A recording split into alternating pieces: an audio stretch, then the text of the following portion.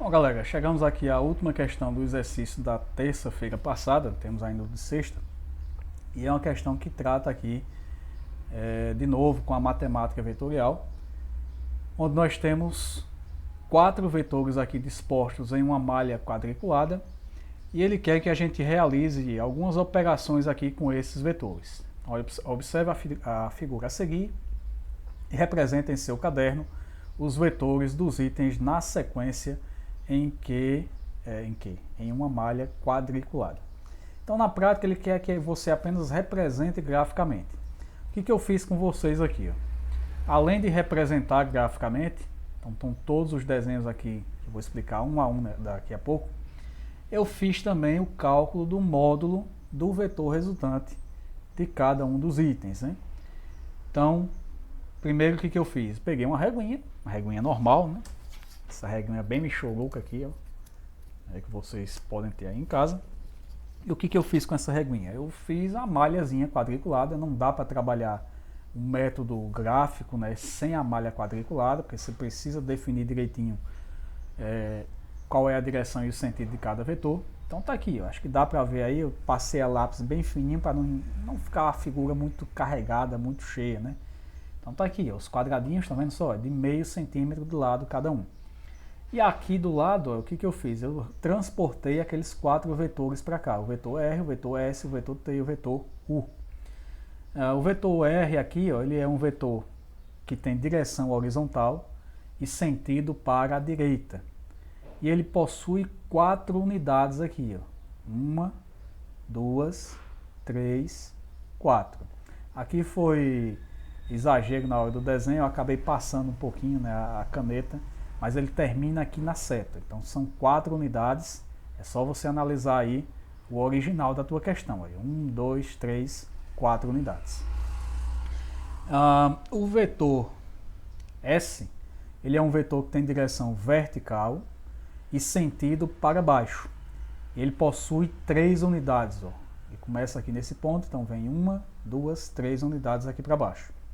O vetor T, ele é um vetor que ele está inclinado, então a direção dele, se você lembrar aí um pouquinho da rosa dos ventos, né?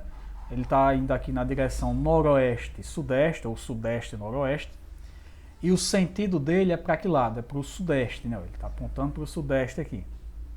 E ele tem, ó, 2 unidades para a direita, se você contar, olha, a partir dessa linha até essa daqui, ó, você vai ter 2 unidades para a direita e você tem 3 unidades para baixo. Se você contar a partir daqui, ó, você vai ter 2, 3 unidades aqui para baixo. Então ele é um vetor que está aqui na direção noroeste-sudeste ou sudeste-noroeste. Tem o sentido de noroeste para sudeste. E você tem aqui que ele possui 2 unidades para a direita e 3 unidades para baixo. O vetor U é semelhante a esse vetor T, por ser um vetor inclinado, só que aqui a inclinação é o contrário. Ele está indo na inclinação aqui de nordeste e sudoeste, ou sudoeste e nordeste, tanto faz. E o sentido é que é para que lado? É para o sudoeste, né? Ele está saindo do nordeste e está vindo para o sudoeste. Então, direção sudeste, sudoeste, noroeste, ou noroeste, sudoeste, tanto faz.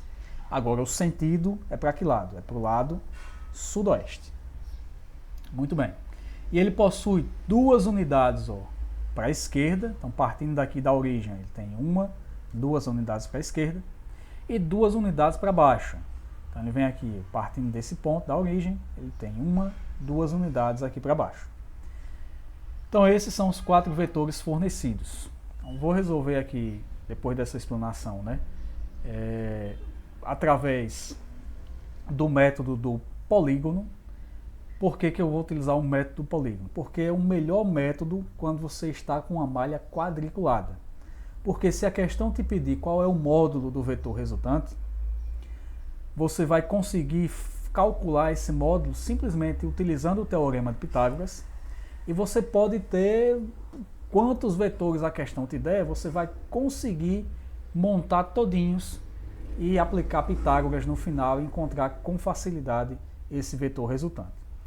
No caso aqui do item A, do B e do C, eu poderia utilizar, por exemplo, o método do paralelogramo. Por quê? Porque eu tenho apenas que o vetor resultante é a resultante de dois outros vetores. Então, quando eu tenho só dois vetores, dá para usar paralelogramo, porém é um método que é muito limitado a apenas dois vetores. Então, eu vou deixar esse método do paralelogramo para a gente detalhar melhor quando estivermos trabalhando com equacionamento de forças, né? Lá em equilíbrio de forças, lá na parte de dinâmica.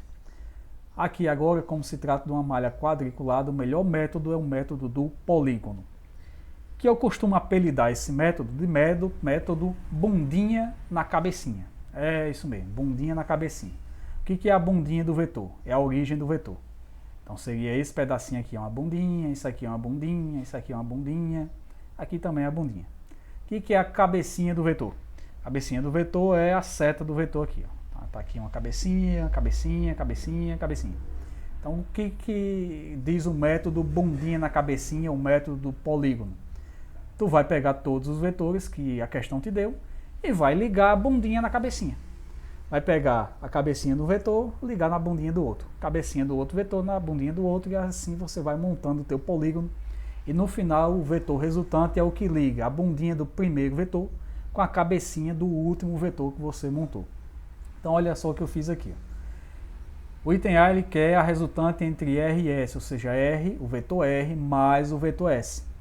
Então o que eu fiz? Eu peguei o vetor R e eu desenhei aqui. Ó. O vetor R ele tem direção horizontal, sentido para a direita e tem 4 unidades de comprimento. 1, 2, 3, 4. Está aqui o vetor R. O vetor S ele está aqui, ó, o vetor vertical com 3 unidades e sentido para baixo. Coloquei aqui o vetor S logo na sequência do vetor R. A cabecinha do vetor R na bundinha do vetor S. E aí você desenha o vetor S aqui. Qual vai ser a tua resultante? É ligar a bundinha do vetor R com a cabecinha do vetor S aqui. Essa linha aqui em vermelho é a tua resultante. Se você quiser calcular o módulo desse vetor, é muito fácil. É só perceber que aqui, ó, olha a mãozinha aí, ó, daqui para cá e daqui para cá, você consegue fechar um triângulo retângulo. E aí dá para aplicar teorema de Pitágoras, em que o teu vetor resultante é a hipotenusa desse triângulo. E aí, para encontrar a hipotenusa, você tira a raiz quadrada da soma dos catetos. Então eu já apliquei direto aqui. O teorema geral seria a hipotenusa ao quadrado é igual à soma dos quadrados dos catetos. Então seria A ao quadrado igual a R ao quadrado mais S ao quadrado. Eu já escrevi direto, né? O A ao quadrado eu transformo em A e jogo para o outro lado em forma de raiz quadrada. Então fica A igual a raiz quadrada de R ao quadrado, que é 4 ao quadrado, mais S ao quadrado, que é 3 ao quadrado. 4 ao quadrado dá 16, 3 ao quadrado dá 9, 16 mais 9, 25, raiz de 25 é 5. Como eu não tenho unidade nenhuma aqui, e utilizei aqui uma forma bem geral de unidade, que seria unidade de comprimento. Mas você poderia utilizar aqui o M, por exemplo, a unidade de medida, ou simplesmente U. Geralmente os livros colocam só a letrinha U, para simbolizar que aqui você deveria colocar a unidade se a questão te trouxesse a grandeza física. Como ela não trouxe, só trouxe o vetor, eu botei aqui a unidade de comprimento. Beleza? Então volto já com os outros itens.